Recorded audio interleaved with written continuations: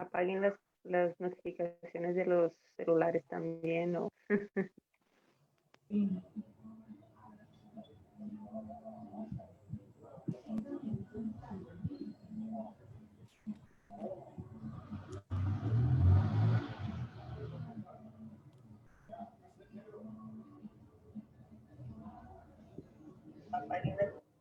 ¿Se lee bien? Hola, ya estamos en transmisión en vivo, Pau. Listo, hola, muy buenas tardes para todos, bienvenidos. Gracias por aceptar nuestra invitación. Los invitamos a que compartan este link con sus familiares, amigos, vecinos, todos aquellos que estén interesados y motivados por una crianza respetuosa, por una crianza amorosa. Muy buenas tardes, vamos a esperar unos segunditos mientras se van conectando otras personas a este evento tan significativo para nosotras y que esperamos para nosotros, incluidos César, que debería aparecer en la mitad de la pantalla, ¿cierto? Sí. Bendita entre las mujeres y que esperamos que lo sean para ustedes también. Vamos a esperar un segundo, vayan compartiendo este link con las personas que ustedes conocen. Bienvenidos. ¿Alguien nos confirma, porfa, por el chat si nos escuchan y nos ven bien?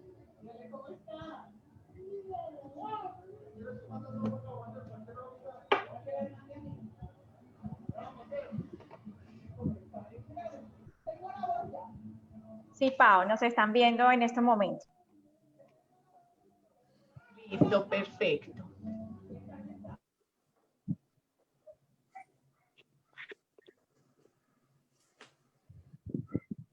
Bueno, ya tenemos 20 personas conectadas con nosotros y sigue subiendo ese número.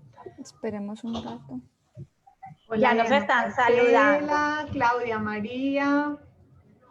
Bueno, ya tenemos 20. Cuéntenos también desde dónde se están conectando. Y sigue subiendo ese número. Esperemos un rato. Ya nos están saludando. Claudia María.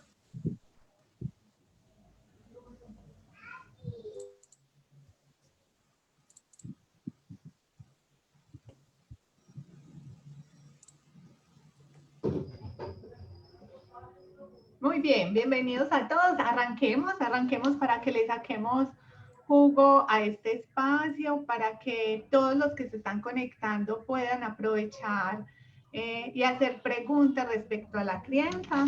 Hoy estamos acá, 9 personas que amamos profundamente los niños. Trabajamos fuertemente porque sean reconocidos, respetados, escuchados cada día. Y hoy, en el Día Internacional de la Crianza Respetuosa, hemos decidido unir fuerzas para seguir con nuestra lucha. Entonces, les voy a presentar a estos profesionales tan amorosos, dedicados, súper recomendados. Los invito a seguirlos a todos. Todos tienen cosas muy especiales para darles. Y los voy a ir llamando y van levantando la mano para que los vayan conociendo. Les presento a Ana Lucía Ceballos, psicóloga, magíster en educación, todos formados en disciplina positiva para familias, educadores de disciplina positiva para familias. Ana Lucía es de la ciudad de Medellín. Bienvenida, Ana, gracias por estar acá. Dey María Calderón, especialista en infancia, cultura y desarrollo, también educadora en disciplina positiva, nos acompaña también desde la ciudad de Medellín. Gracias, Dey, por aceptar esta invitación. Mónica Mondragón Gaviria, pediatra, bienvenida. Aquí tienen también un especialista en salud que nos va a acompañar y nos va a dar grandes aportes. Mónica nos acompaña desde Popayán. Gracias, Mónica. Edilaura Estef, trabajadora social, asesora en masajes infantil, nos acompaña también desde la ciudad de Medellín. Gracias, Edi, por estar con nosotros. Merari Cortés Marulanda, docente, ahí está con su chiqui. que ella es Sarita. otra, esa chiqui también apoya todo este proceso de crianza de una manera súper activa. Merari es docente, es educadora, también nos va a dar hoy una visión de la crianza respetuosa desde la parte educativa. Bienvenida, Merari, gracias por estar acá. Maleja Maldonado, ay, Merari es de Anorí, Antioquia. Qué rico, muchas gracias. Maleja Maldonado es psicopedagoga especialista en terapia conductual y rehabilitación cognitiva. Nos acompaña desde Barranquilla. Bienvenida, Maleja, gracias. Goretti Cueto, especialista en salud, diplomada en prevención del abuso sexual infantil y nos acompaña desde Cartagena. Bienvenida, Goti. Y está César Murcia, psicólogo, un hombre entre todas estas mujeres. Bienvenido, César. César nos acompaña desde Bogotá. Bienvenidos a todos nuevamente. Gracias por aceptar esta invitación. Y los dejo en manos de Dey, que nos va a dar una súper bienvenida. Así es, Pau, muchas gracias y feliz y buenas tardes para todos. Estamos súper contentos y quiero aprovechar estos minuticos para felicitar primero a este súper equipo, a estos colegas y profesionales que se dedican a enseñar, a transmitir amor, a enseñar a estos padres como tú que nos estás viendo en esta tarde, a poder educar a estos niños, a estos tesoros que nos han sido dados con amor, con respeto, con disciplina, pero con una disciplina basada en el amor, en el respeto, en la firmeza y en los límites. Entonces quiero felicitarlos primero a ustedes por este trabajo que hacemos con pasión cada día y también a estos papás, a estos cuidadores, a estas madres que se conectan en esta hora. Quiero felicitarte por todo lo que haces por estos niños que están a tu lado, por tus hijos. Quiero felicitarte porque estás nadando contra la corriente y lo haces con valor. Quiero felicitarte porque este proceso de criar con amor, de ser respetuosos con nuestros hijos necesita un proceso de perdón. Quiero felicitarte porque has podido sanar tu infancia para poder estar en este proceso con nosotras y poder adquirir todos esos conocimientos para ser unos papás con propósito. Así que en esta tarde les damos la bienvenida, les ponemos a su disposición todos los conocimientos que tenemos, todo este amor por la infancia y sabemos que va a ser una tarde muy especial. Aquí estamos dispuestos para ustedes a resolver todas esas preguntas, todas esas dudas que surgen en el diario vivir y que bueno, no somos padres perfectos, pero somos padres en busca de ser respetuosos, en busca de dar a nuestros hijos amor y de crear seres humanos importantes y valiosos para este mundo. Así que bienvenidos y un aplauso para ustedes. Goti, adelante. Bueno, buenas tardes. Gracias por conectarse, gracias por apostar a una crianza diferente, a una crianza cero golpes, cero maltratos, a una crianza respetuosa. Saludos a todos esos papás, a todos esos profesionales que están allí conectados. Gracias por unirse a la red de adultos protectores. Entonces, vamos a empezar. Nosotros recogimos varias preguntas de muchos papás, inquietudes que ellos tienen, entonces vamos a ir respondiendo y si ustedes tienen inquietudes, vamos a ir respondiendo. La idea es poder aprovechar al máximo este tiempo. Bueno, entonces arrancamos con la primera pregunta que muchos papás se hacen. Dice, ¿cómo puedo manejar el buen trato con mi hijo? ¿Cómo puedo hablar, ayudarle a autorregularse cuando sus emociones se desbordan y parece que yo le hablo y no me escucha? Entonces yo como papá me siento frustrado y de repente, sin darme cuenta, me torno un poco violento con mi hijo. Entonces, ¿cómo yo puedo como papá poder ayudar a mi hijo a autorregularse? ¿Cómo no puedo recurrir al tema de los gritos, de los golpes, para que mi hijo pueda escucharme? Esta es una pregunta que muchos papás nos hicieron cuando empezamos a recoger todas las inquietudes para este live. Entonces, adelante.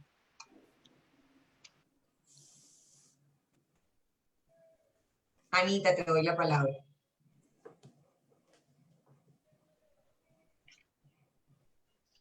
Bueno, parece que Anita tiene problemas con de conexión. Entonces, Goti, no ya, sé. ya entró nuevamente Anita. Démosle un segundo. Aquí está Anita. Ok. Anita, no sé si nos escuchaste, estábamos hablando de las dificultades que los papás tienen con el tema de la autorregulación de sus hijos. Entonces, ¿cómo pueden ellos regular a sus hijos sin recurrir a los golpes, al maltrato, cuando un niño se desregula por completo? Bueno, hola Goti, qué pena con ustedes, estaba teniendo como algunos problemitas de conexión. ¿Me escuchan? Tranquilo. Sí, te escuchamos perfecto. Bueno, es que la ley de Murphy siempre es así. Bueno, yo creo que lo primero que un adulto tiene que hacer para comenzar a contribuir con la gestión emocional de sus hijos es gestionar sus propias emociones, ¿cierto? Porque si bien nosotros podemos ayudar o incluso podemos usar la palabra de entrenarnos en el manejo de emociones, la manera como los adultos respondemos ante las situaciones estresantes y ante las situaciones caóticas va a ser la manera como le enseñamos a nuestros hijos a reaccionar. Por eso es muy importante que nosotros nos fijemos primero en qué medida nuestros hijos reaccionan de forma similar a como nosotros reaccionamos ante otras situaciones.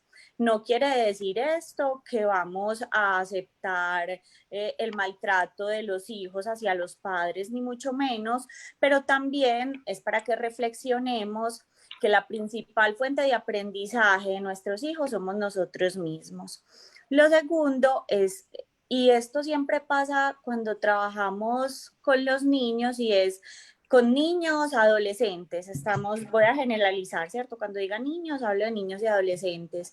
Cuando nosotros trabajamos con niños y adolescentes, nos es imposible tratar de transformar esos comportamientos en ellos si no trabajamos de la mano con sus principales cuidadores, que generalmente son papá, mamá o las personas que más tiempo pasan con ellos. Y las personas que más tiempo pasan con ellos tienen que empezar primero a hacer un trabajo personal, a hacer un trabajo propio, a fijarse ellos mismos cómo regulan sus emociones para enseñarle a los niños. Luego de que eso pase, pues hay como unos tipsitos básicos que son en los que las personas más fallamos en el momento de regular esas emociones, y es primero no reconocer cuál es precisamente la emoción que se está sintiendo, ¿cierto? Empezamos a confundirnos, me siento triste y creo que tengo rabia, entonces ayudarle a los niños y a los adolescentes a que diferencien sus emociones. Para ello es muy chévere que puedan construir, por ejemplo, un diccionario emocional. Entonces pueden hacer un diccionario con sus emociones. Y hay algunas otras técnicas de respiración, de relajación y de expresión de las emociones, principalmente a través del juego. Y para los adolescentes y jóvenes, a partir de las actividades deportivas y las actividades artísticas, también resulta como una estrategia muy chévere hacerlo. En el momento en que esa situación se salió de control y tú decías, ya eso es una situación muy caótica dentro del hogar, entonces lo más importante será que nos calmemos, y una técnica que nos enseñaron en disciplina positiva, que yo la uso en mi casa y me gusta mucho, que es el rincón de la calma, ¿cierto? Ayudar a que esos niños, pero nosotros también como adultos y los adolescentes, todos en casa, podemos destinar un lugar con objetos que nos gusten, que nos calmen, que nos hagan bien, pinturas, lecturas, plastilinas, qué sé yo. Y cuando estemos muy ofuscados, en vez de reaccionar, cada uno puede ir a su lugar de la calma mientras retoma su estado natural calmado para volverse a conectar y poder dialogar adecuadamente con los hijos. Gracias, Anita. Y también yo quiero anotar un punto importante, y es validar las emociones, porque muchas veces como papás coartamos a los niños, no llore, no tal cosa. Entonces el niño se siente como que, o sea, quiero llorar, pero no puedo. Entonces, más adelante, cuando ese adolescente que crece, no expresa sus emociones, los papás dicen, pero ¿por qué no se expresa? ¿Por qué no habla? Pero todo viene producto de la niñez. Entonces, por eso queremos invitarles en esta tarde la importancia de poder validar las emociones y así como decía Anita, crear como un diccionario emocional y que los niños puedan identificar y también preguntarles cómo te sientes, estás triste, estás alegre, cómo estás, ¿verdad? Gracias, Anita, por ese apunte tan importante. Bueno, hay otra pregunta también aquí Quiero, y es... Sí. Lore, bueno, quisiera completar también algo de la autorregulación y lo que dice Ana Lucía es que primero me autorregulo yo como adulto, ¿cierto? Primero que autorregulo como papá, como cuidador y después ayudar a autorregular a los niños. Entonces es muy importante nosotros también enseñarles a autorregularse. Los niños por lo general se autorregulan fácilmente a través de los sentidos, es decir, son visuales, son auditivos y son táctiles. Entonces, los pasos que podemos hacer, la parte práctica, es que en el momento en que nos encontremos ante un momento en que ellos están salidos pues, de control, la idea es que siempre nos acerquemos, siempre los miremos a los ojos, ¿cierto? Ese es el primer paso, mirarlos a los ojos, después también escucharlos y tocarlos. Bueno, la parte táctica los ayuda mucho a autorregularse. Esa es una forma de autorregularse de forma, digamos, interna, ¿cierto? Pero también hay otras características y que podemos enseñarles ejercicios a los niños desde mucho antes de que se presente el momento de que están estresados.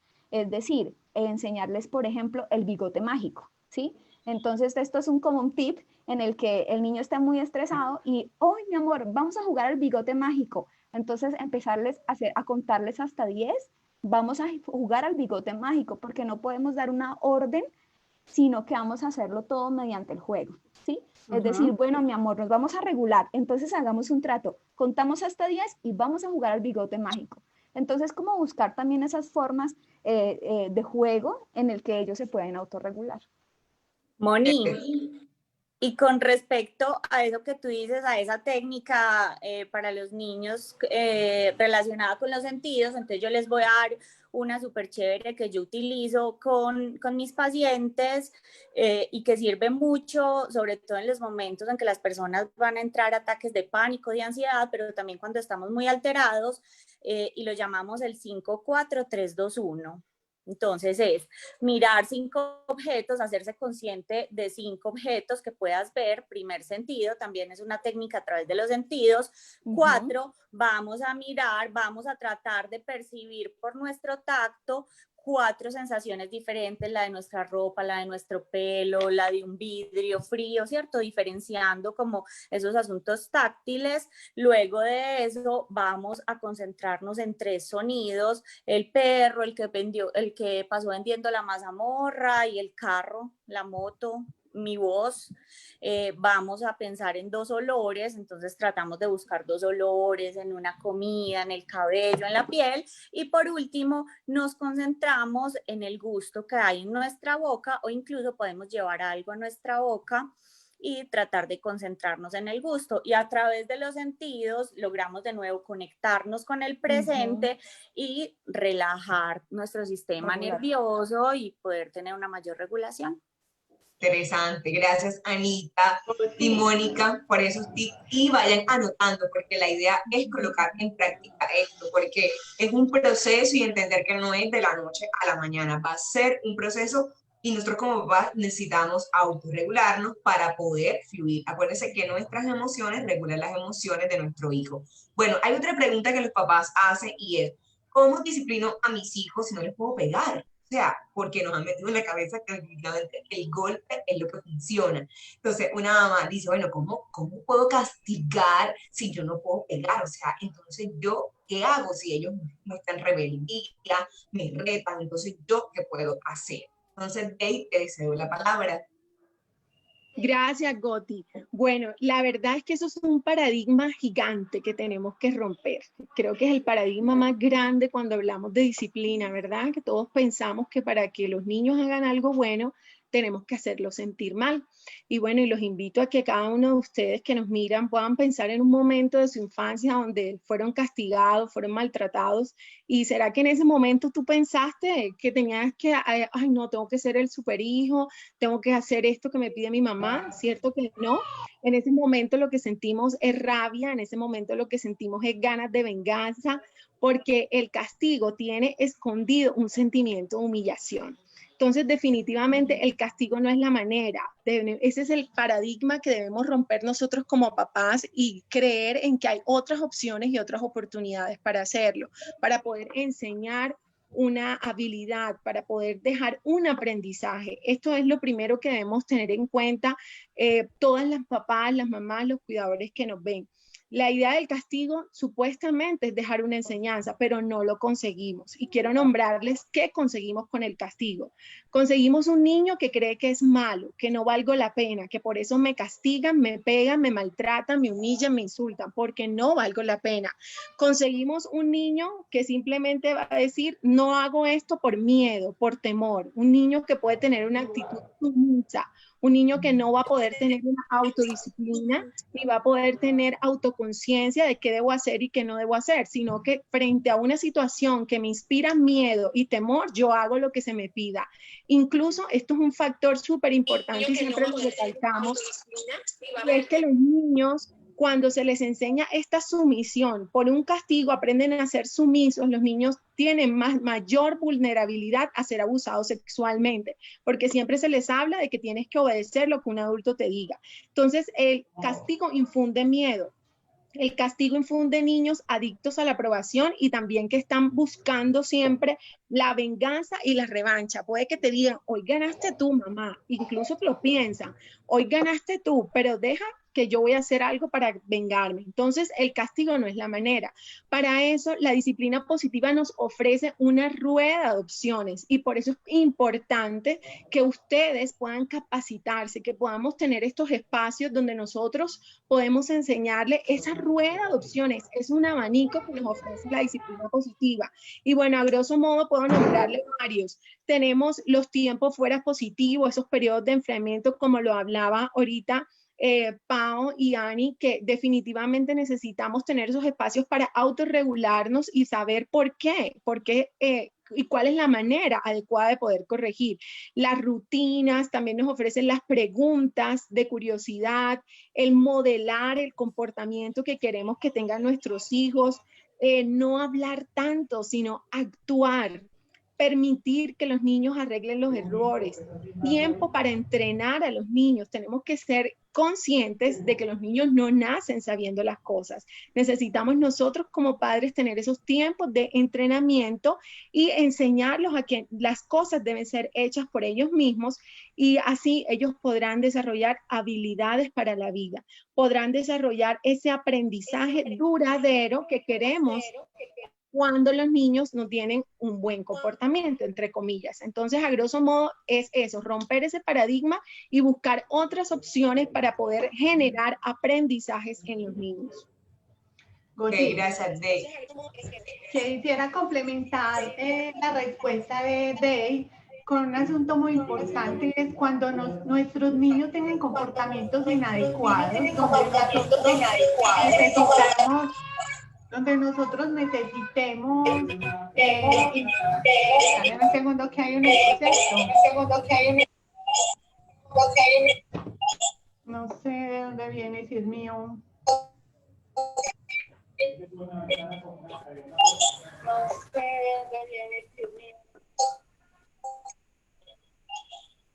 Bueno, mientras Pau arregla eso allí, hay un punto importante y es el tema del adultocentrismo, ¿verdad?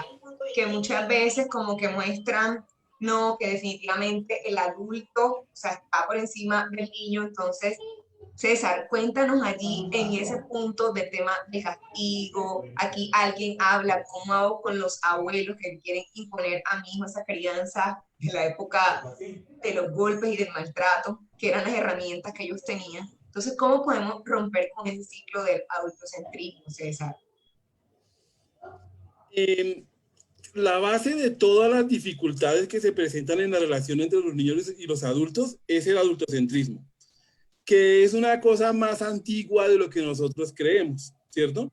Y tiene una fundación natural, y es que realmente los adultos sí tienen mayores capacidades desarrolladas que los niños. Y eso es natural, ¿cierto? Es natural porque los niños necesitan que el adulto en realidad los acompañe para potenciar eso.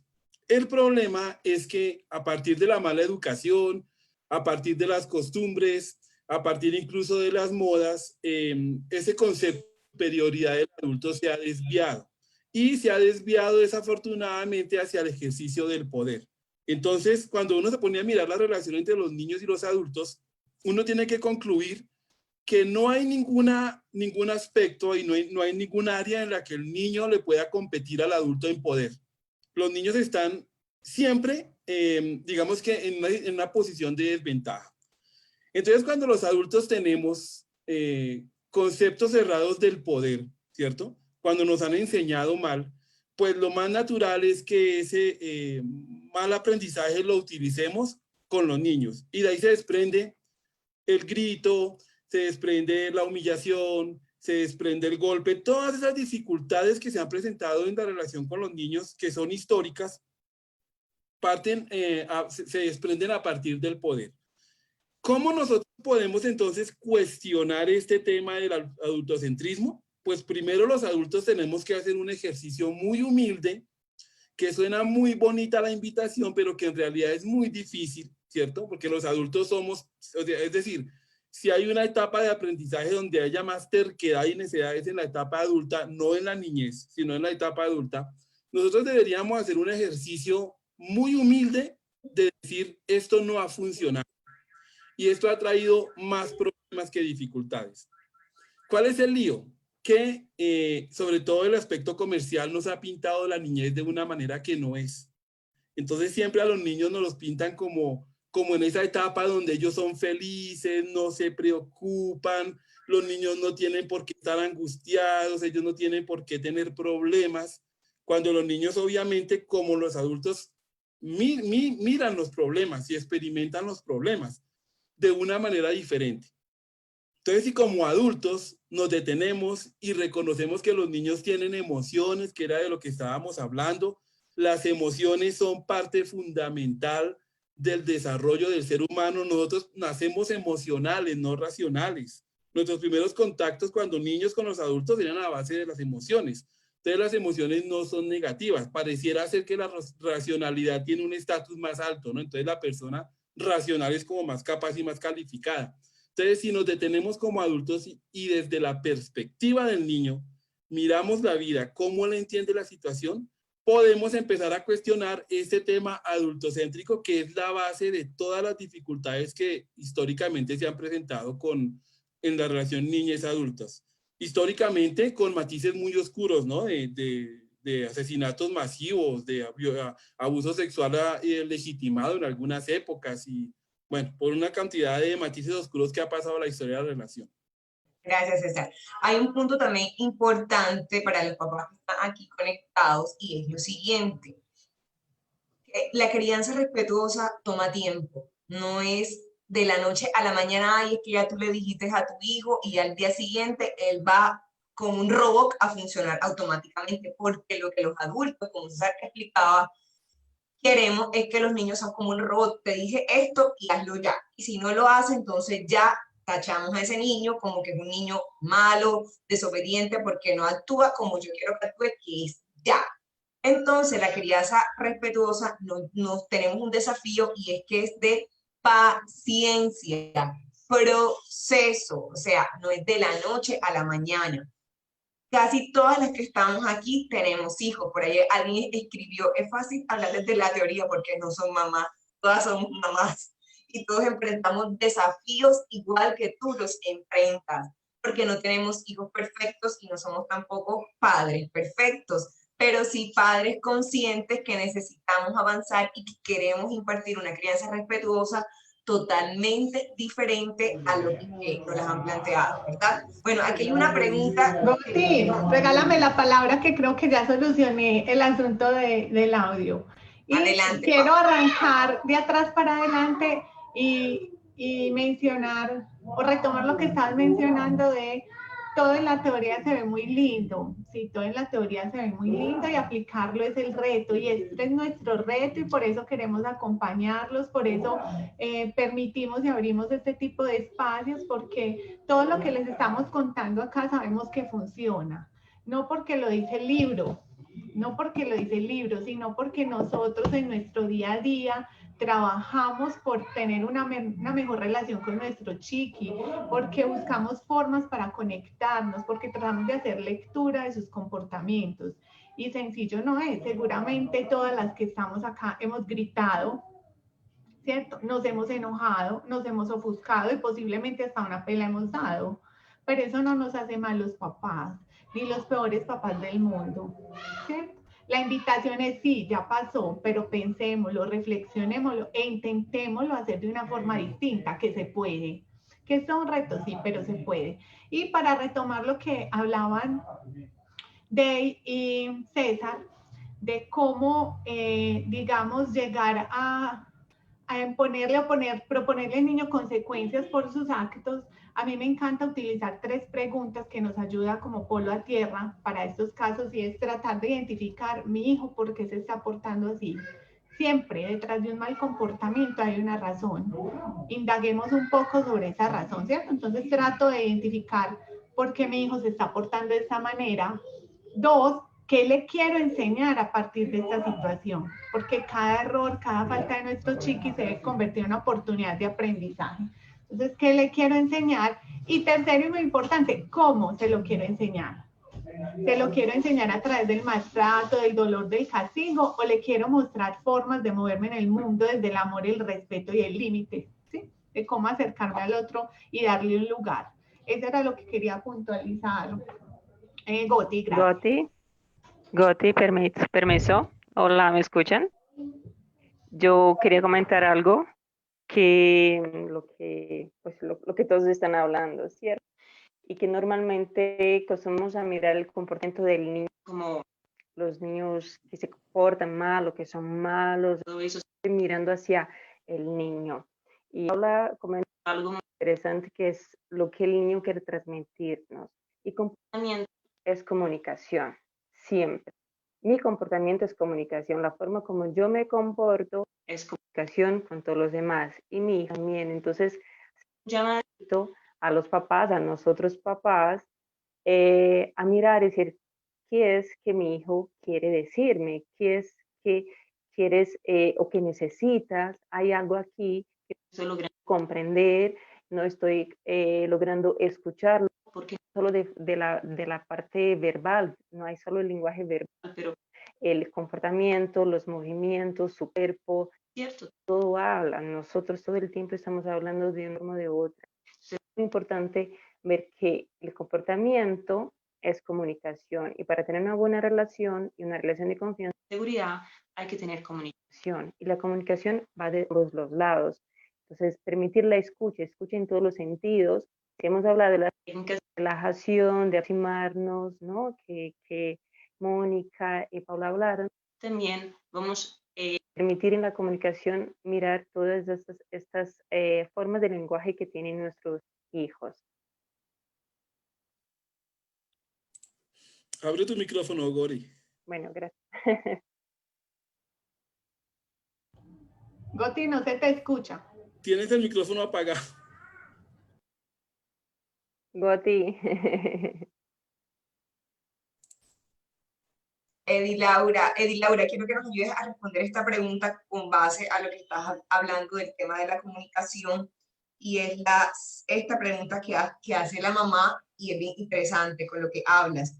La niña tiene 4 años, grita mucho, cuando la corrijo lo sigue haciendo, tira las cosas al suelo, dice la mamá.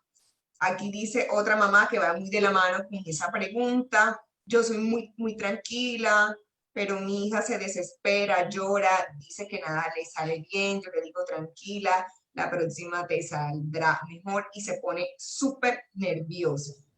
Goti, antes de que den paso a responder, porfa, los papás, cuando nos escriban las preguntas, es muy importante que nos indiquen la edad de los niños, sí, porque eso nos permite dar una respuesta más acertada. Y no olviden compartir el link de este evento para que otras familias se puedan ir uniendo. Gracias, Goti. Adelante, Edilaura. Hola, Goti, perdona, es que yo no te escuché muy bien, que me entró aquí el audio ya la mitad de las preguntas. ¿Me puedes repetirla? Yo solo escuché creo que la última. con base a lo que tú estás hablando del tema de la comunicación, de que cómo hago para que mi hijo respete los límites, cómo hago para que respete las reglas de la casa. Hay papás que dicen, no es que yo le hablo, se tira al piso, tira las cosas, no hace caso por más que le digo. Entonces, hay otros papás que dicen, ya yo he probado de mi forma, les he dicho tal, y no me escuchan, no me funciona. Entonces, cuéntanos allí. Gracias. Bueno, con el hilo de la comunicación, yo creo que es esto, mirar de qué manera nuestro hijo quiere informarnos de algo, estás comunicando algo, necesita algo, ¿cierto? Y dentro de eso, yo creo que es muy importante pensar en los límites, porque ¿cuáles son los límites? ¿Cierto? Los límites no son prohibiciones, no son necesariamente una imposición, o sea, en realidad no tienes por qué serlo. Los límites están también correlacionados con la libertad, ¿cierto? Están como que de la mano, van como juntos. Para que haya límites, yo tengo que tener más libertad, para que mi hijo también pueda hacer el mismo, pueda vivir una cierta libertad en seguridad, ¿cierto? Por ejemplo, si yo quiero poner límites, que sean pocos límites, claro, y un lenguaje claro, dependiendo de la edad del niño, ¿cierto? Y los límites para él y para nosotros, para todos en la convivencia de la familia.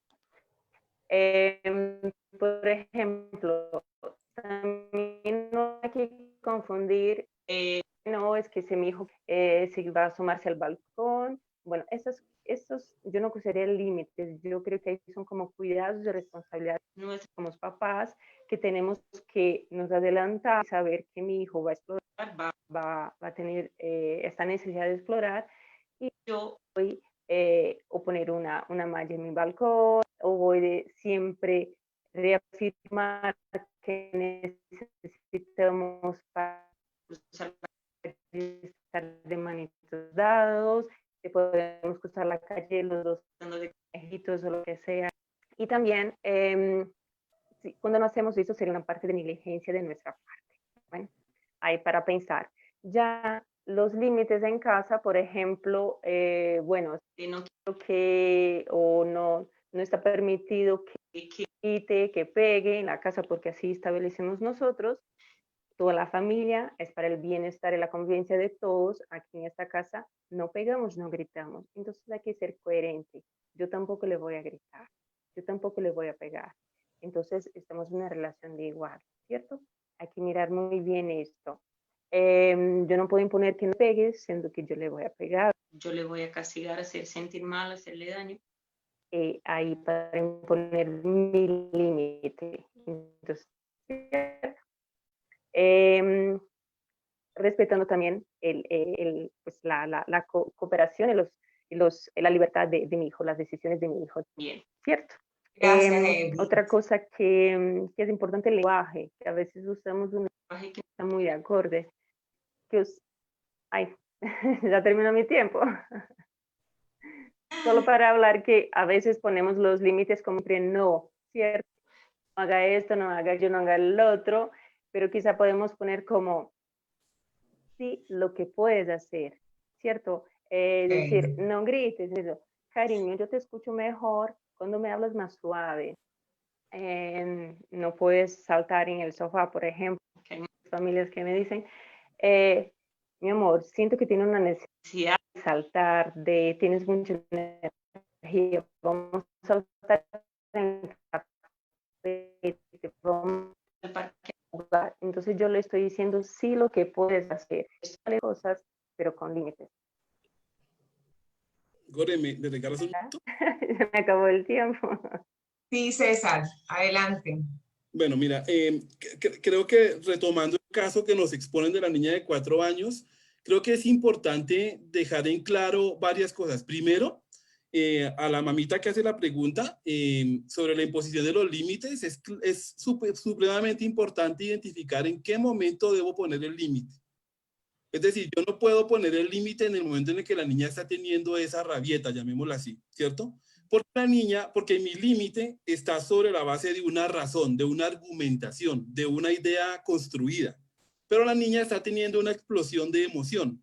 Entonces ahí no es posible conectarnos. Lo más probable es que la niña primero no me va a entender el límite, no lo va a entender, quizás se va a sentir acusada y por lo tanto no va a aprender. Es importante que los papás sepan que estas explosiones emocionales en los niños no son premeditadas, es decir, no es que el niño haya planeado hacer sentir incómodo al adulto, no. Son totalmente normales y son normales en términos del proceso de desarrollo. ¿Cuál es la sugerencia en ese momento? En el momento de la explosión emocional de la niña, lo mejor que puedo hacer es yo conectarme emocionalmente con la niña y es validar su emoción. Decirle a la niña, entiendo que estás molesta, entiendo que estás frustrada, a mí me ha pasado también eso, quizá un abrazo, quizá tomarla de la mano para que ella se pueda conectar. Y más adelante, cuando todo se enfríe, cuando todo esté calmado, ahí sí podemos hablar de límites con los niños. Mientras el límite se lo pongamos en el momento de explosión, el niño se va a chocar. Y por último, recuerden que hay o a los papás recordar que hay dos tipos de explosiones emocionales, ¿no? Una que es la incapacidad del niño de poderse conectar racionalmente con el adulto y en su frustración entonces explota emocionalmente. Ahí lo que yo debo hacer es tener mucho cuidado de que no se haga daño, pero por lo demás permitámosle que se exprese, ¿cierto? Lo clave es que no se haga daño. Y la otra rabieta es ya mucho más adelante cuando el niño empieza de pronto a hacer la rabieta por querer conseguir algo, que para eso también hay unos límites, pero que no deben estar ligados a lo que decía Edilaura, al tema de maltrato y de castigo, quizá con golpes o con gritos.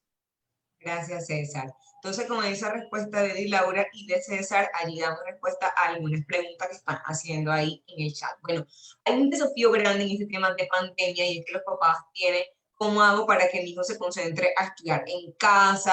¿Qué hago para mantener la calma y no vivir estresado con tantas responsabilidades que tengo en casa, sobre todo el estudio que los papás dicen que, ¿cómo hago? Entonces, Mera, docente, te doy la palabra.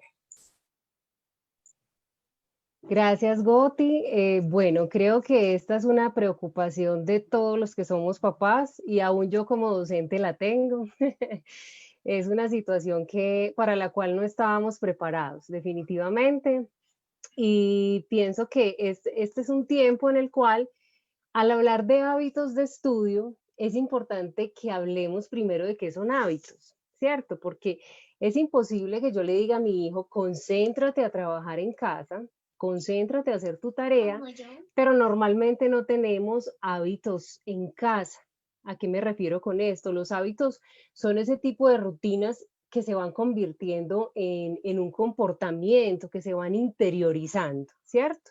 Entonces, cuando tenemos hábitos en casa, en general, hablemos de hábitos en la alimentación, hábitos a la hora del sueño, a la hora de practicar alguna actividad física, cuando se van convirtiendo en este tipo de comportamientos, de la misma manera lo podré ir acompañando en la parte de los hábitos de estudio. Normalmente las mamás, yo como docente es el pan de cada día, digámoslo así, de que la mamá me dice, es que mi hijo no quiere trabajar. Entonces partimos de una pregunta y es, bueno, ¿qué espacio están disponiendo para estudiar? Profe, es que solamente me queda tiempo en las noches y muchas veces cuando el niño ya ha jugado todo el día, está cansado, está agotado, o llegó la mamá de trabajar y resulta que ella está más agotada y más estresada que el niño. Entonces, ¿cómo pretende que el niño responda y trabaje de la misma manera? Bueno, rapidito pues la tarea y concéntrate pues y si no, y con una chancla al lado, ¿cierto? Entonces, empecemos como a devolvernos un poquito cómo estamos haciendo ese proceso. Entonces, lo primero que debemos tener claro es que los hábitos los debo fomentar diariamente en casa, ¿sí? Y que los hábitos tienen que ver con la hora de acostarnos, que si nos acostamos a las 11 de la noche es imposible que usted le diga al niño que a las 8 de la mañana esté bañado y organizado para recibir su clase vía virtual, ¿sí? Debe haber una organización en cuanto a la hora de acostarnos, a la hora de levantarnos, a la hora de desayunar. pero también tiene que ver con esa preparación, porque hay algo que hay que tener claro, y es que los hábitos se van interiorizando y se convierten en un comportamiento conductual, ¿sí? Que me ayudan a mí, en cierta manera, a que mi cerebro esté de manera organizada en lo que debo hacer, con mayor razón los niños. Entonces, en este sentido, es proporcionar nosotros como padres y agendarnos. Si yo llego tarde de mi trabajo, pero y no tiene de pronto alguien quien más lo pueda acompañar, procuremos que esas actividades las hagamos no de noche, sino apenas lleguemos, me pueda como dar un bañito, un duchazo y atender. Pero si tengo la disponibilidad muchísimo mejor en el día, con mayor razón. Es importante que nos agendemos. Bueno, yo tengo en mi trabajo de tal hora a tal hora, pero tengo este espacio. Vamos a acompañarte en estas horas para yo hacer la tarea, acompañarte a hacer la tarea. Y aquí quiero hacer un paréntesis que es muy importante aclarar. El acompañar es diferente a controlar. Normalmente los padres de familia controlan. ¿Y a qué me refiero con esto? Haga esto así, es que la respuesta es esa, venga yo le borro, ¿sí? Entonces ahí no estamos haciendo acompañamiento, le estamos haciendo la tarea. ¿Y saben qué es lo que le estamos enseñando a su hijo y a su hija? Que usted no es capaz, que usted no tiene la capacidad, que usted no puede ser autónomo. Ese es el mensaje que le estamos dando. Entonces la invitación, papás y mamás, para que mi hijo se concentre y pueda trabajar, primero parte de mí, de mi ejemplo, de disponer esos hábitos, esas rutinas, de disponer un espacio aún físico donde él pueda saber que aquí voy a trabajar. Es muy difícil que un niño obtenga buenos hábitos cuando un día hace la tarea acostado en la cama, con el televisor encendido, después en el mueble, mientras está comiendo, ¿sí? Aquí no hay hábitos ni hay rutinas. Entonces debemos aprender a tener claridad con esto. Procuremos en lo posible que sea un lugar con buena iluminación, ojalá ventilado, sin tantos distractores. Y si bien es cierto que las clases son online, que son virtuales, que tenemos que tener acceso a las pantallas necesariamente, no quiere decir que todo el tiempo vamos a estar en función de una pantalla. ¿A qué me refiero?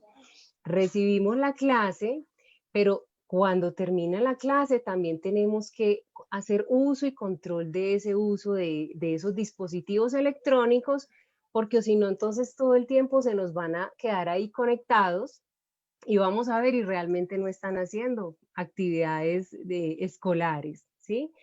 Es importante las pausas activas.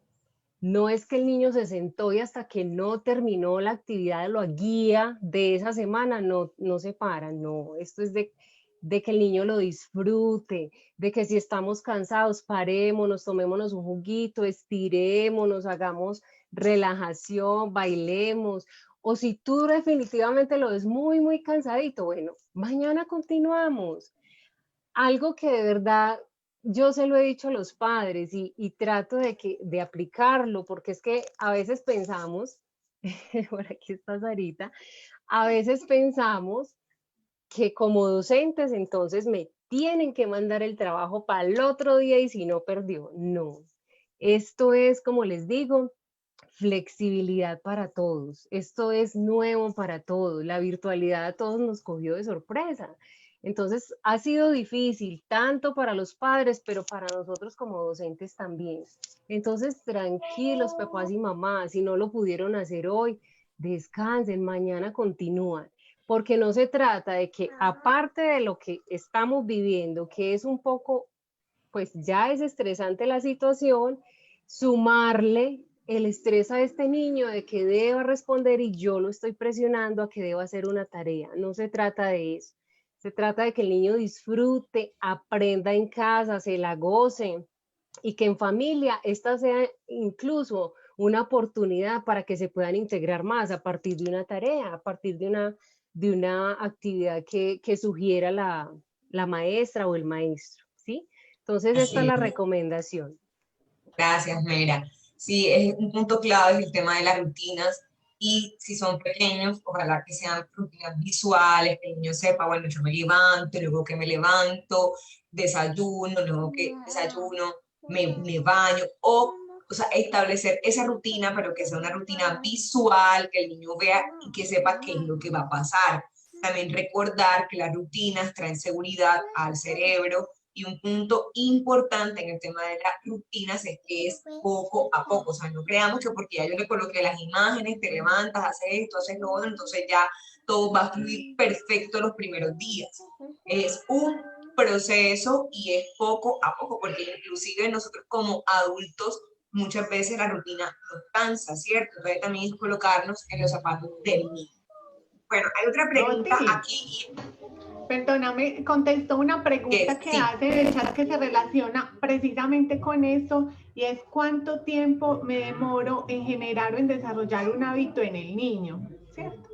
Y es importante tener claro que el hábito se hace cuando hemos sido constantes con el mismo comportamiento, ¿cierto? Cuando yo repito la misma rutina o tengo el mismo comportamiento día tras día.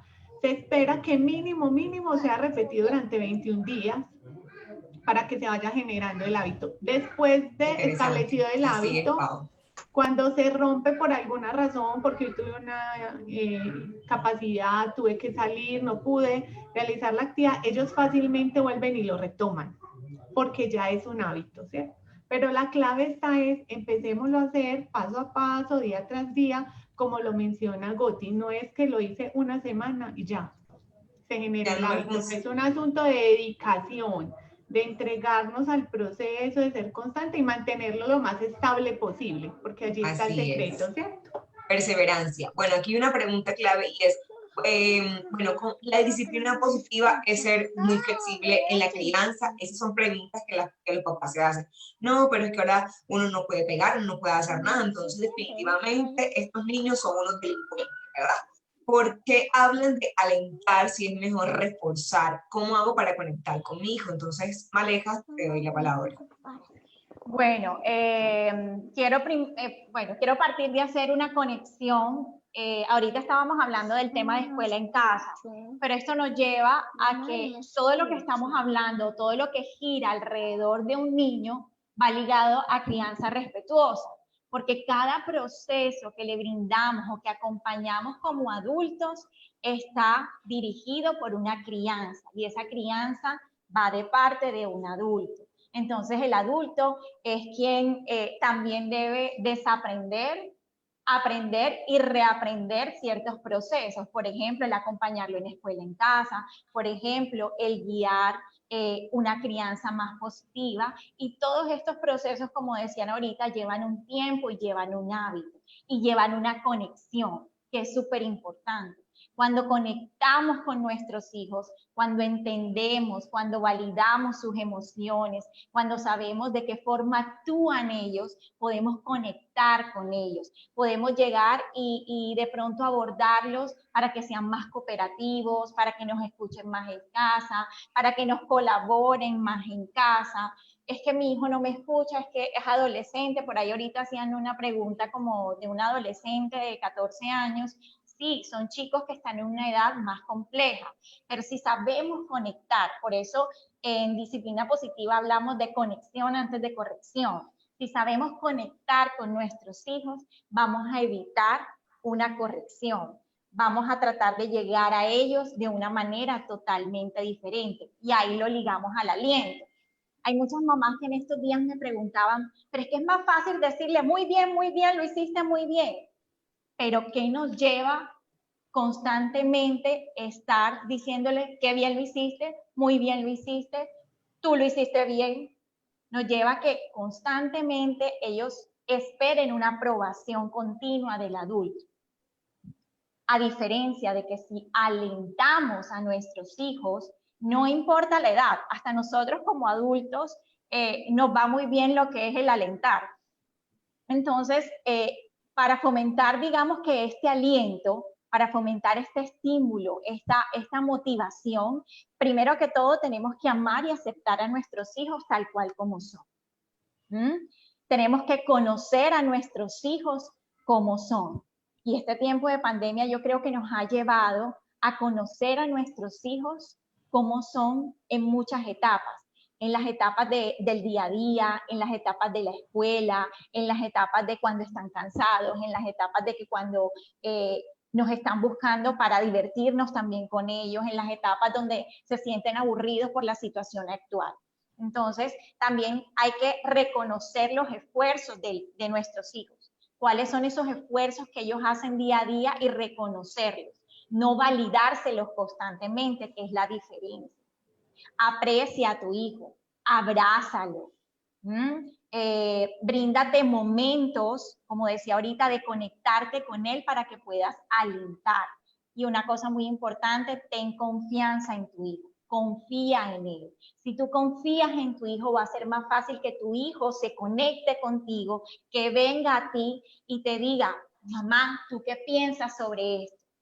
A diferencia de un hijo que constantemente está siendo reforzado, va a decir, mamá, lo hice bien, lo hice mal, ¿tú qué crees? Yo creo que está mal, mamá. Y va a ser un niño angustiado, va a ser un niño que de pronto va a pedir una aprobación constante. En cambio, si alentamos a nuestros niños, se van a sentir mucho más seguros, se van a sentir más comprendidos, nos van a preguntar, mamá, ¿tú qué opinas? ¿Qué tal te parece esto? Mamá, ¿será que puedo hacerlo de esta manera o de la otra?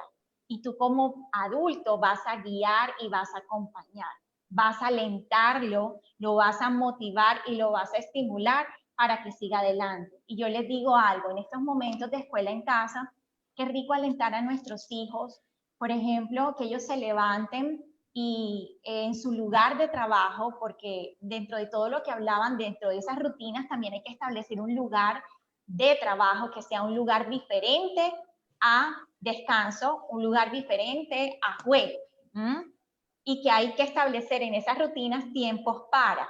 Entonces, en ese lugar de trabajo que ya, digamos que acondicionamos, donde el niño se sienta acogido en ese lugar y que sepa que ahí va a pasar unas horas de estudio cómodo, tranquilo. ¿Qué tal si en la mañana de pronto le colocamos una frase de aliento? Te quiero, hijo. Estoy segura que hoy será un buen día. Sé que lo harás muy bien. Confío en ti.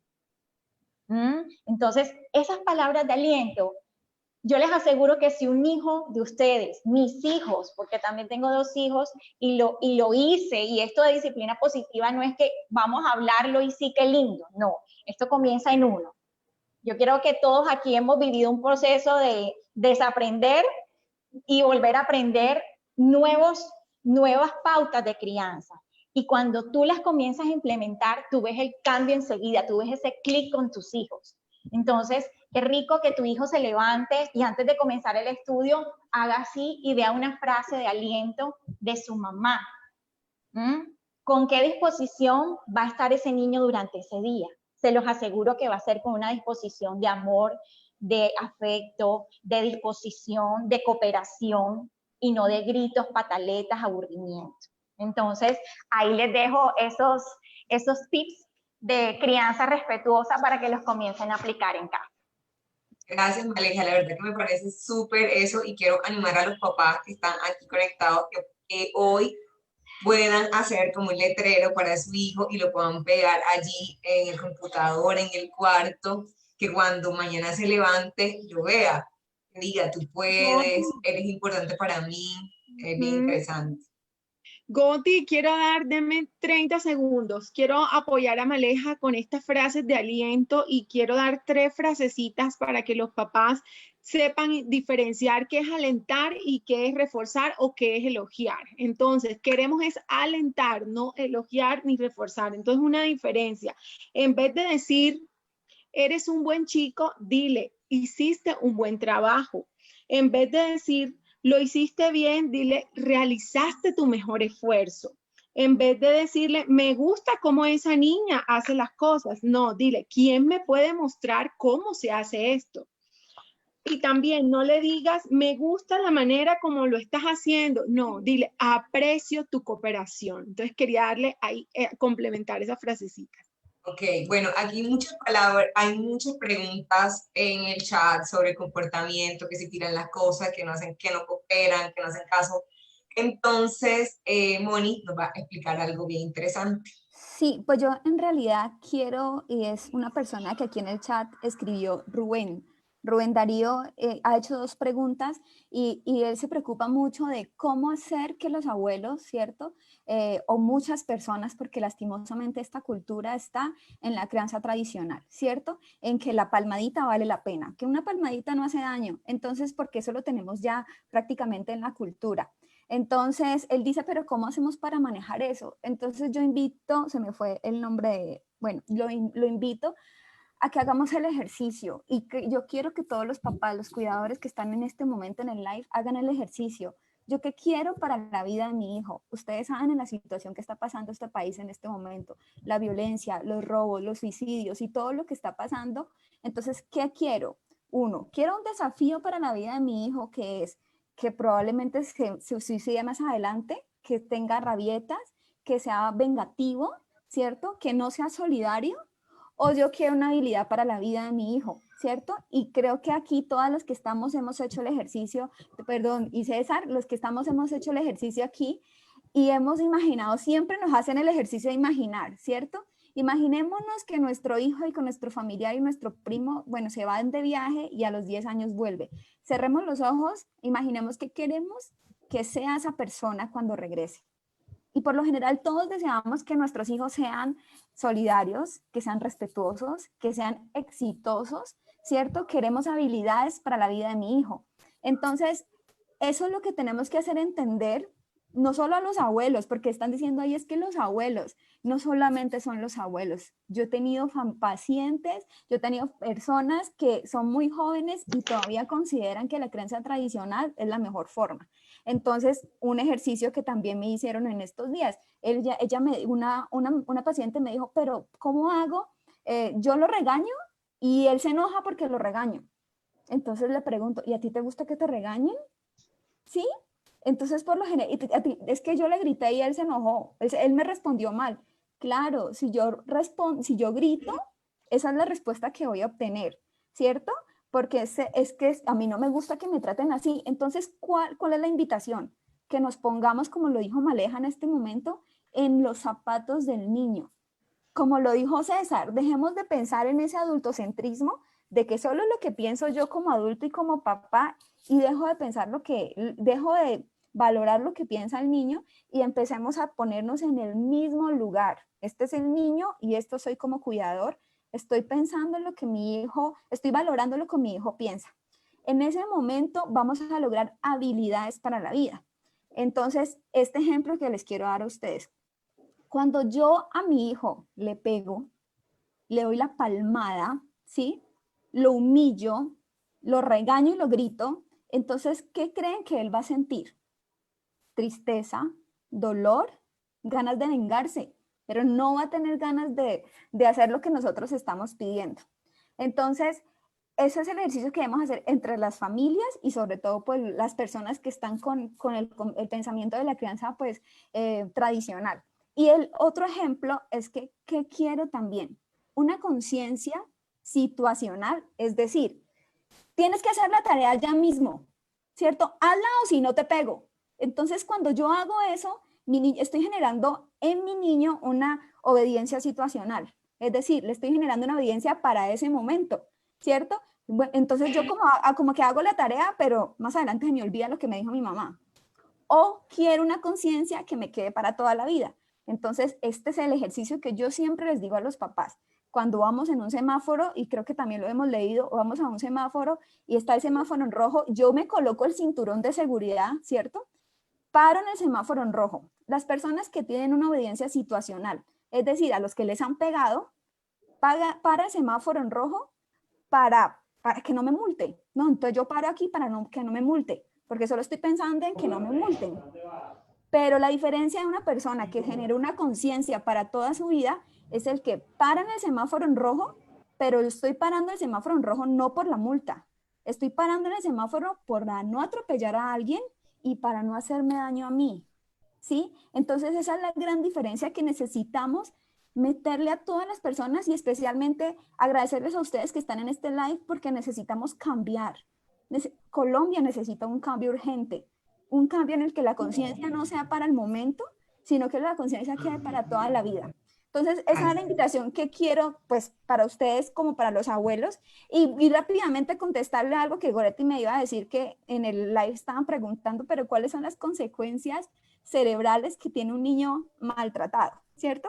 Muchos creen que es que el niño maltratado es el que le pegué fuertemente, ¿cierto? O al que le quemé las manos, porque se encuentra en ese tipo de maltratos, pero también el maltrato psicológico, el que todo el tiempo le grito y le digo, tú por qué no hiciste las cosas, tú por qué eres así, tú por qué eres un cochino, y todas esas cosas generan unas alteraciones estructurales en el cerebro del niño, que son las estructuras que comandan justamente lo que regula las emociones, el aprendizaje y la memoria. Entonces, ¿cómo afecta el cerebro de mi niño cuando yo lo regaño? Entonces piensen en eso. Cada vez que yo le pego y le regaño a mi niño, lo que estoy generando es atrofiarle unas estructuras que van a ayudar a que él se regule. Entonces, en vez de ayudarlo a regular, lo que estoy haciendo es que le haga que fallen las estructuras que lo van a regular. Y sobre todo, que van a tener alteraciones en su comportamiento, en su aprendizaje, en su memoria y bueno, todas las complicaciones que sabemos que le pueden pasar a estos niños. Moni, Goti, ¿me regalas un segundo? Hay una palabra que Moni menciona en su discurso y habla de obediencia. Y yo quiero que nos focalicemos también un poco en cuál es el significado de obediencia, porque la obediencia es casi que sinónimo de sumisión, de esclavitud, y yo hago porque el otro me lo ordena, ¿cierto? No por convicción.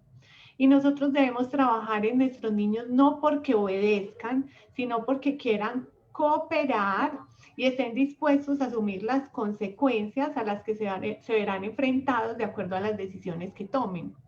Por eso es muy importante acompañar, generar procesos de reflexión y llevar a los niños a reparar cada vez que sea necesario. Y ojo, no es un asunto de permitir que el niño haga lo que quiere cuando quiera. El límite siempre deberá estar presente, los niños lo necesitan, los adolescentes lo necesitan, la sociedad lo necesita. Pero ¿cómo acompañar a nuestros niños a que reconozca el límite? Porque si me voy más allá me puedo dañar o puedo dañar al otro. Entonces, pensar un poco en esa palabra de obediencia. Quiero un niño sumiso, obediente, que cuando esté adulto su pareja lo maltrate, le pegue, lo encierre, porque es mi pareja y debo obedecer. O voy a ser un adulto empoderado con capacidad para tomar decisiones y ser consecuente con mis actos. La idea es que los niños puedan cooperar, puedan obedecer, pero que que ellos entiendan el por qué, no por temor o por miedo. Moni hablaba algo de todos los efectos en el cerebro, lo que pasa, sobre todo el cortisol que se eleva, el estrés. Entonces, César, cuéntanos un poco allí sobre ese tema del estrés. Ok, porque Rubén Darío nos preguntó sobre los efectos del estrés, ¿no? Y nosotros empezamos hablando sobre la necesidad de ayudar a que el niño empiece a autorregularse, ¿no? La autorregulación es la llave para el éxito en la vida, ¿cierto? Eso hay que saberlo. La autorregulación es la que a mí me ayuda cuando soy adolescente a decirle no, por ejemplo, al consumo de las drogas o a aplazar el placer inmediato. Eso se da a partir de la autorregulación. ¿Cómo afecta entonces el estrés del cerebro? Digamos que en esto hay unos estudios supremamente interesantes que tienen que ver con el trauma, que se inició con el estudio de los soldados que fueron a la guerra, y este es un ejemplo que quiero citarlo porque lo voy a unir con el tema de la niñez, porque así de crítico es. Fue soldados que fueron a la guerra de Vietnam, volvieron a Estados Unidos con unas conductas totalmente disparatadas y el estudio empezó. Lo que se encontró entonces es que el cerebro humano está diseñado para funcionar de una manera diferente cuando necesitamos sobrevivir y para funcionar de otra manera cuando estamos en momentos de calma y de tranquilidad donde debemos tomar decisiones. Esos dos momentos son como opuestos. El cerebro no trabaja los dos al tiempo. Entonces, cuando el cerebro trabaja por la sobrevivencia, cuando hay momentos de estrés extremo. Todos en algún momento sufrimos de estrés. Cuando nos piden un trabajo, se nos viene el estrés. Pero cuando nos damos cuenta que podemos manejarlo y cumplir con tiempos, el estrés se baja. Igual con los niños, cuando los niños les ponen tareas de matemáticas se estresan, pero cuando ellos saben que pueden hacer su suma, que el papá los está acompañando, el estrés baja. Lo dañino para todos los papitos aquí, las mamitas que están escuchando, lo dañino y supremamente dañino es cuando los niños, su cerebro permanece mucho tiempo en el estrés. Es decir, funcionando para sobrevivencia. ¿Qué estresa a los niños? A los niños los estresan las situaciones que ellos no pueden manejar, las evaluaciones que los adultos hacen de ellos, o sea, los señalamientos. Obviamente cuando están expuestos a situaciones de violencia continua, abuso sexual, maltrato, y cuando el niño en el día sabe que el papá que llega en la noche le va a pegar o le va a pegar a la mamá delante de él o le va a decir groserías, son niños y niñas que viven estresados todo el día, ¿cierto? Estos efectos, entonces, el cerebro de esta manera está funcionando en alerta todo el día y está produciendo hormonas y sustancias que están diseñadas para ese momentico nomás, pero que deben ayudar a que el cerebro se apague y vuelva a la calma. Pero como el cerebro está funcionando en sobrevivencia siempre, siempre y siempre, el niño pasa lo que nos decía Mónica, no aprende, no tiene memoria, no procesa bien la información, no tiene la capacidad de explorar. Así que mantener a un niño estresado es supremamente crítico para su desarrollo. Vuelvo rápidamente a lo de los soldados. Se ha encontrado que los soldados en guerra sufren el estrés, pero tienen la capacidad de defenderse con el arma de fuego, ¿cierto? Huyendo, escondiéndose. La diferencia y lo crítico para los niños es que los niños que viven situaciones de estrés no tienen cómo defenderse. No tienen armas de fuego, digámoslo así. No tienen opción ni siquiera de salir corriendo. Ellos tienen que quedarse sometidos a lo que el adulto les diga. Entonces, lo mejor es que los niños permanezcan calmados. ¿Quién le provee la calma? El adulto que está junto al niño. Si el niño ve a su adulto estresado o es el adulto quien le produce estrés, el niño no tiene escape. Pero si el niño ve que el adulto es calmado, que tiene paciencia, que espera, que no se desespera, ese niño está aprendiendo a desestresarse él mismo. Entonces, la salida es el adulto que lo acompaña. Gracias, así es. Nuestras emociones regulan las emociones de nuestros hijos. Si yo estoy histérico, histérica, ellos también van a estar así. Anita, ¿quieres complementar este punto? Sí, Goti, quería complementar algo de lo que han dicho Moni y César, y es que también hay unos estudios bien interesantes sobre el apego, donde se nos muestra que el maltrato y el maltrato principalmente en esas primeras fases de la infancia ocasiona digamos, unas consecuencias nefastas en nuestras relaciones futuras, en la percepción que tenemos de nosotros mismos, pero también hay algo muy importante y es como un interruptor para encender o apagar toda la carga genética que tengamos los seres humanos en cuanto a la enfermedad mental. Entonces, estos estudios que nos muestran que hay niños que tienen una fuerte predisposición genética a la enfermedad mental, pero son, digamos, educados en ambientes tranquilos, respetuosos, acogedores, donde hay conexión, donde hay entendimiento, donde se satisfacen las necesidades, y ese interruptor, ese switchecito parece nunca activarse. Por el contrario, y esos son estudios longitudinales, es decir, a largo plazo, los niños que en la infancia son sometidos a maltrato, entonces piensen en el maltrato en todas sus versiones, ¿cierto? Desde el abuso sexual, el maltrato físico, hasta el maltrato psicológico, el maltrato verbal, el maltrato económico y en fin, todas las formas del maltrato, abandono y demás, suelen tener mucha mayor predisposición a enfermedad mental en su adultez. Entonces, también es bien importante para quienes nos preguntaban, bueno, ¿y qué consecuencias tienen? Tienen consecuencias muy importantes porque entonces ya sabemos que los niños maltratados van a ser adultos con mayor probabilidad de tener enfermedad mental y pues esto obviamente no va a ser un gran aporte a nuestras sociedades. Así es, Ani, y eso corrobora y tumba el mito que hay, es que a mí me pegaron y a mí no me pasó nada, yo no estoy traumado, y me dieron la pela que usted se imagine, y yo soy un adulto de bien. Entonces, eso tumba muchos mitos y también podemos ver muchos adultos que se desregulan muy fácilmente cuando ven a su hijo gritando, llorando, ellos se desregulan porque no saben cómo manejar esa situación. Entonces, la invitación desde la crianza respetuosa es a romper esos patrones generacionales, pero debemos empezar con nosotros mismos, crear conciencia, que queremos dejar, qué huellas queremos dejar en nuestros hijos, una huella de amor, unas cicatrices. Entonces, la invitación, Goti, sí, discúlpame, algo muy importante pues que caiga en cuenta es que no todo el mundo tiene que saber a qué nos referimos cuando hablamos de enfermedad mental. Entonces, enfermedad mental es una gran gama de sintomatologías y de trastornos que pueden ir desde la depresión hasta el insomnio, hasta el trastorno afectivo bipolar, hasta una esquizofrenia, que son las personas que pierden contacto con la realidad, incluso hasta un trastorno antisocial con rasgos psicopáticos, que son aquellos casos extremos que vemos de asesinos en serie, por ejemplo, y que cuando nos devolvemos a sus infancias, vemos que el factor común de estas personas es el maltrato y el abuso al que fueron sometidos durante su primera infancia. gracias. Bueno, entonces ya para cerrar este live, queremos que cada uno de nosotros pueda darle una frase a esos papás que están allí conectados, a esos docentes, a los profesionales que nos están acompañando, también hay abuelos aquí conectados. ¿Por qué es importante una crianza respetuosa? En una frase pequeña, cada uno, por favor, nos dice y nos regala su cuenta donde les pueden seguir. Entonces empezamos.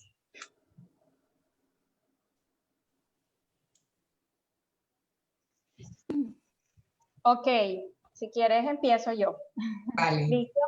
Bueno, porque necesitamos realmente hoy día relaciones de respeto mutuo basados en experiencias de amabilidad y firmeza. Eso es lo que pienso que es la clave. Necesitamos relaciones basadas en amabilidad y firmeza. Y bueno, me pueden seguir por mi cuenta @programa_educate. Gracias, Malena. Oti, yo los quiero invitar a que nos pongamos en el lugar del niño, que antes de castigar, que antes de acusar, que antes de someter, de pedir obediencia, pensemos cómo me sentiría yo si me hicieran eso. Si eso para mí es respetuoso, pensemos si es respetuoso para él también, que seguramente lo es. Porque se nos olvida que son niños que están aprendiendo a comprender el mundo y los tratamos como adultos, ¿sí? Que saben la lógica de todo, y no, los niños aún les falta, y nuestra tarea acá es acompañarlos, mostrarles cómo moverse en el mundo y ofrecerles esas herramientas. Me encuentran en Instagram como ps.paola Bedoya. Gracias, Pau. Bueno, ¿puedo seguir yo? La crianza respetuosa es importante y su clave es el amor. ¿Y por qué? Porque el amor es el vínculo perfecto. El amor siempre será la respuesta y el amor también corrige, pero corrige con cuidado, corrige a través del respeto y a través del diálogo. Y me encuentran en @hijosconpropósito. Un abrazo a todos. Si quieren, sigo yo. La crianza respetuosa para mí es importante y lo digo no solo como psicóloga, sino también como mamá, porque lo que queremos para nuestros hijos es felicidad. Y si logramos que ellos sean más empáticos y manejen mejor sus emociones, es más probable que tengan más herramientas para enfrentarse al mundo y para ser felices. Por eso creo que la crianza respetuosa es muy importante. Me pueden encontrar en Instagram como Anita y Pau, así todo juntico, Anita y Pau. Gracias, Goti. Hola. Bueno, yo creo mucho en la crianza respetuosa porque el cambio empieza por nosotros, empieza por uno mismo.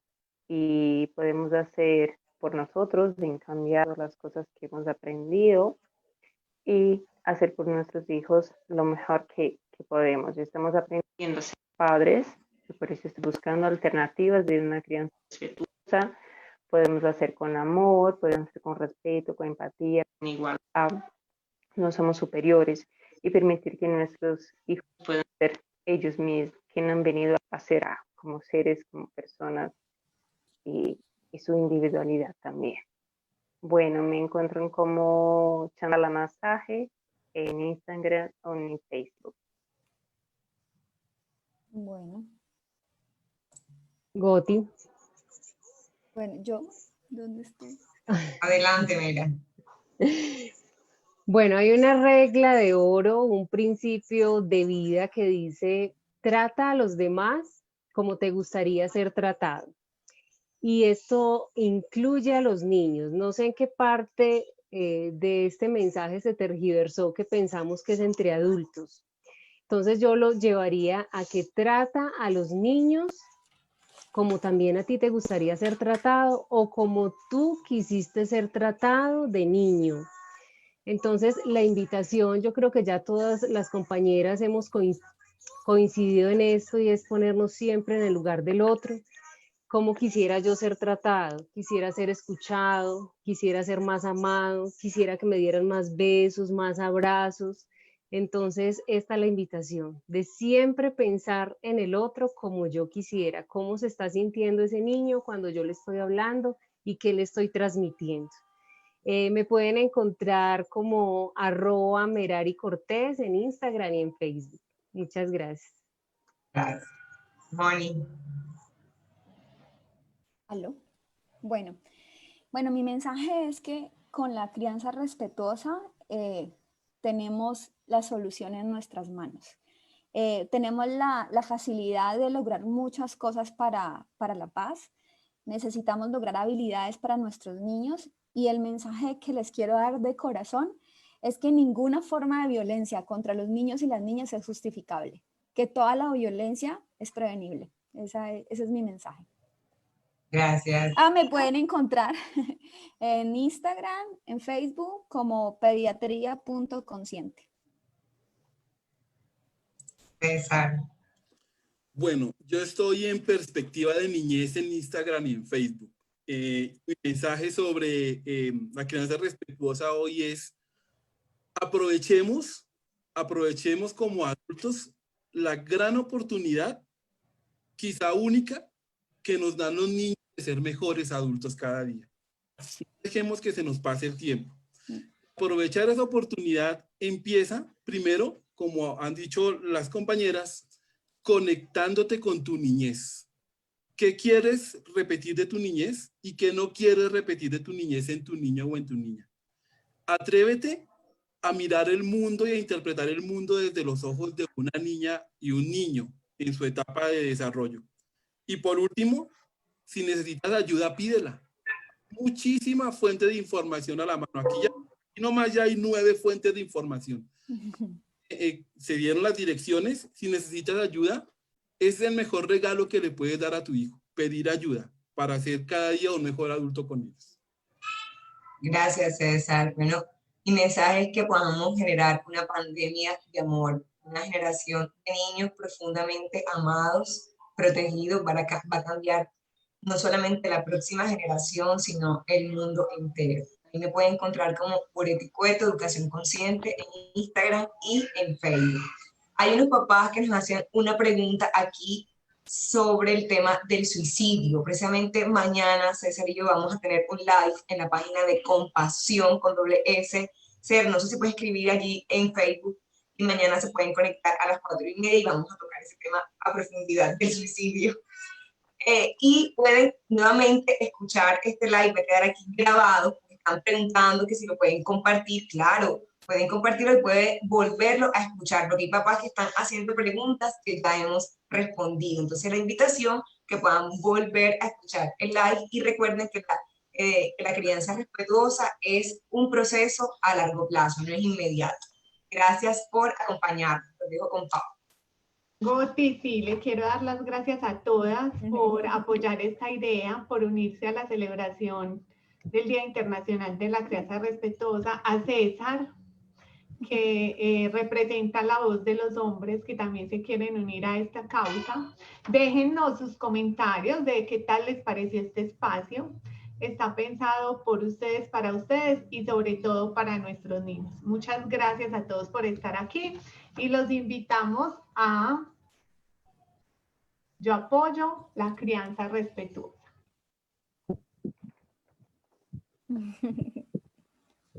Abrazos.